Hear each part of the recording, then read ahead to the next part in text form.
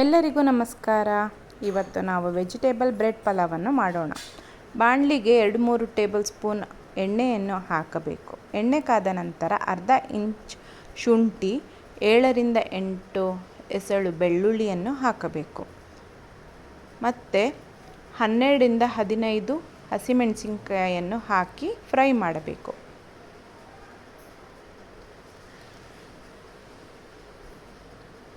ಎರಡರಿಂದ 3 ಈರುಳ್ಳಿಯನ್ನು ಕಟ್ ಮಾಡಿ ಬಾಣಲಿಗೆ ಸೇರಿಸಿ ಹುರಿಯಬೇಕು.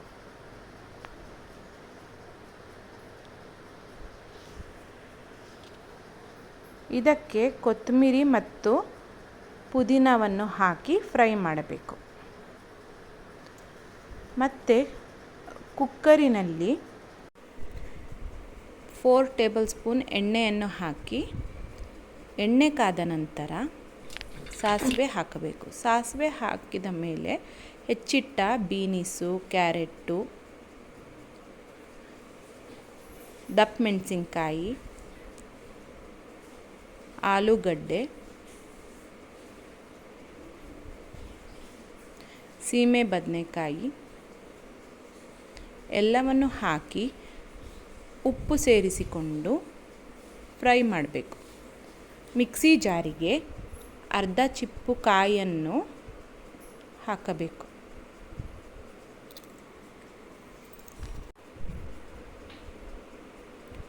ಗರಂ ಮಸಾಲ ಪೌಡರನ್ನು ಸೇರಿಸಬೇಕು. ಮತ್ತು ನಾವು ಫ್ರೈ ಮಾಡಿದ ಎಲ್ಲ ಸಾಮಗ್ರಿಗಳನ್ನು ಹಾಕಿ ನೀರು ಸೇರಿಸಿ ರುಬ್ಬಿಟ್ಟುಕೊಳ್ಳಬೇಕು.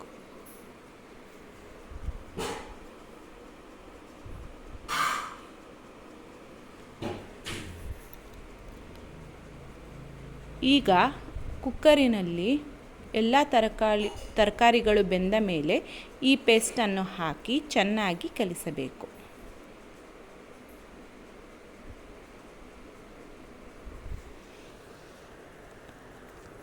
ಈಗ ತೊಳೆದು ನೆನೆಸಿಟ್ಟ ಅಕ್ಕಿಯನ್ನು ಹಾಕಿ ಮಿಕ್ಸ್ ಮಾಡಬೇಕು. ಕೊನೆಗೆ ಟೊಮೊಟೊವನ್ನು ಹಾಕಿ ರುಚಿಗೆ ತಕ್ಕಷ್ಟು ಉಪ್ಪನ್ನು ಹಾಕಿ ನೀರು ಸೇರಿಸಿ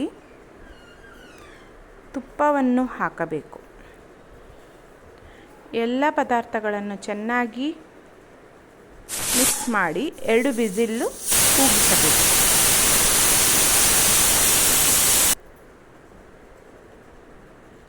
ಈಗ ರೈತವನ್ನು ಮಾಡೋಣ. ಒಂದು ಬೌಲಿಗೆ ಹೆಚ್ಚಿಟ್ಟ ಟೊಮೊಟೊ, ಈರುಳ್ಳಿ, ಸೌತೆಕಾಯಿಯನ್ನು ಹಾಕಬೇಕು ಮತ್ತು ಮೊಸರನ್ನು ಹಾಕಿ ಕಾಯಿ ತುರಿ, ಹಸಿಮೆಣಸಿನಕಾಯಿ, ಕೊತ್ತಂಬರಿಯನ್ನು ಹಾಕಿ ಕಲಸಬೇಕು. ಈಗ ರೈತ ರೆಡಿಯಾಗಿದೆ.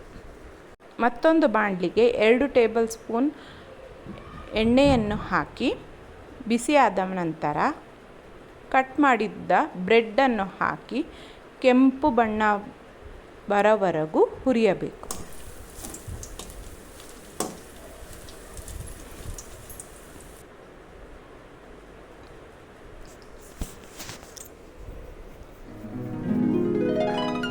ಕುಕ್ಕರು ತಣ್ಣಗಾದ ಮೇಲೆ ಈ ಬ್ರೆಡ್ ಪೀಸ್ಗಳನ್ನು ಪಲಾವಿಗೆ ಸೇರಿಸಿ ಚೆನ್ನಾಗಿ ಕಲಸಬೇಕು.